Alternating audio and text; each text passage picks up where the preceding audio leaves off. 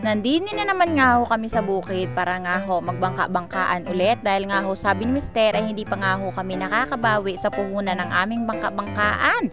Kaya gintry na naman ho namin na makahuli ngayon din sa bukid dahil nga Sabado at Linggo na naman at wala na naman hong pasok ay syempre makapag-relax man lang ang isip kaya nga ho napadpad na naman ho kami din sa bukid. At sa mga ilang oras nga ho ay tinawag na nga ho ako ni Mister habang nga ho ay siya ay mangkaan. Kaya nga ho, tuwan-tuwa na naman ho si Gio kasi nga ho, may fish na naman siyang mauulam ngayong umaga. Uy, takbo na naman ang bata sa kanya. Bale, hindi ko na rin talaga pinakita kung anong oras nga ho kami dumating dito. Kasi nga ho mga kapatol, madilim-dilim pa nga ho kami umalis sa bahay. Parang nga masyado din kami makahuli ng mga isda nga ho na katulad ng mga talakitok, para gayon. At ayun nga ho mga kapatol, ay yung dala-dala nga ho ni Gio. Yan nga ho yung aasiman na naman ho namin ngayong umaga. Parang makakain na naman ho kami. Ay tignan nyo nga ho mga kapatol, nakahuli na naman kami ng malaking fish. At naghanda na rin ho talaga ako dito ng mga panlahok sa ating inasima na talakitok nga ho nahuli ni Aljon. Habang gina-prepared ko nga ho ay meron naman hong nahuli na habang nagbabangka-bangkaan siya.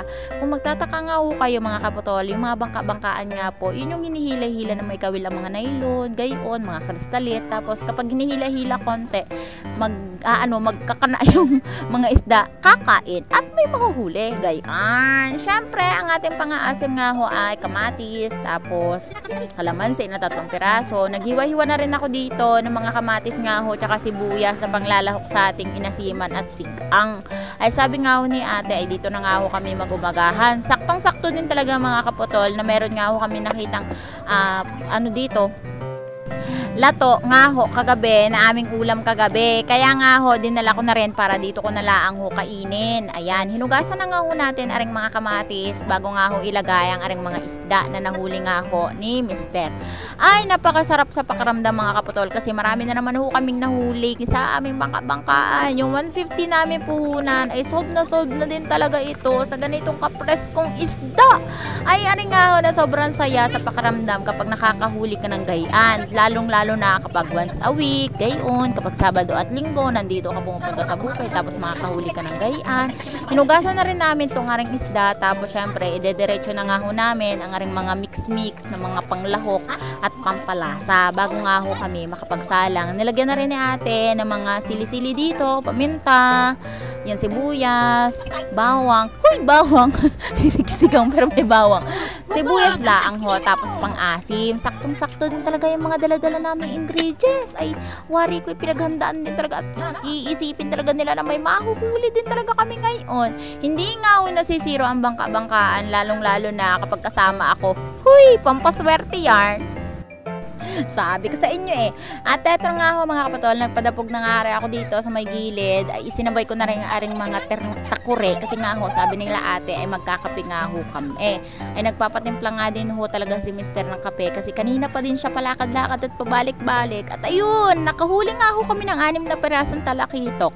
Talakitok nga ho lahat ng ulam ang huli dyan mga kapatol. At ayun na nga ho, sinimulan ko na rin talaga siyang isalang na pagkalakas-lakas din talaga at saganang-sagana kaming mga kaputol sa gatong.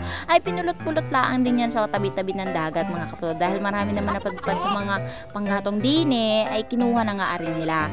Pagkatapos kumulo, syempre hindi natin makakalimutan ang aring kaping puro natin ay pampalakas.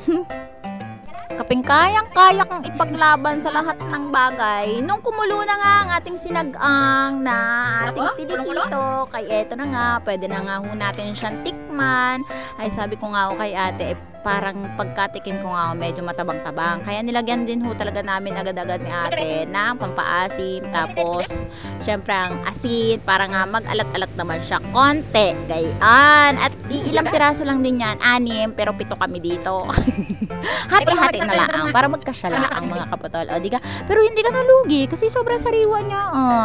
Ay bagong-bagong huli mga kapatol. Paminsan-minsan, ginagawa din talaga namin ito para nga ho ay medyo may banding-banding din kami. Sama-sama, gayon. Tapos, napakadali nga lang naming mailuto itong mga isda na ito kasi nga ho, pagkalakas din talaga ng gatong aring padapog.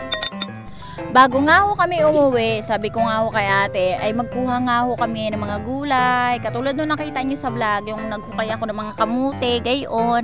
Nakumuha nga rin ho talaga kami dito ng gabi para nga ho, may pang-content naman ako at may nag-request nga ho sa akin na gusto niya nga ho na makita ako magbalat ng gabi at makapagluto nga ho ng laing. Ay siya! At nung natapos na nga at maluto na nga namin, mga kapotol, ang aring sinigang, itinimplahan ko na rin itong lato na dala-dala nga ho namin para makapag-umpisa na rin kami kumain, mga kapotol. Ay sadya nga ho napakasarap ng aming pagkain ngayon. Kahit sabaw are ay sod na mga kapotol. Ay siya nga ho na paminsan-minsan laang ay gawin natin itong mga bagay-bagay na to. Kasi nga ho, nakakaalis din siya ng problema, nakakaalis siya ng stress, makakalanghap ka ng simoy ng hangin na pagka-presko-presko at masarap na ulam. Huhuy! Ay siya, at maraming salamat din ho mga kapotol sa lahat ng mga nanonood, nagsusubscribe, nagsishare ng aking mga munting vlog, nagko-comment, nakikipag-engage, at syempre sa lahat ng mga nagsisend ng star, maraming salamat ho mga kapotol sa inyong lahat at sa lahat ng mga nanonood. Huwag nyo rin kalimutan mag-send ng star sa akin at i-share ang aking video for more videos. At dahil nabusog na naman tayo sa araw na ito, the winner is me!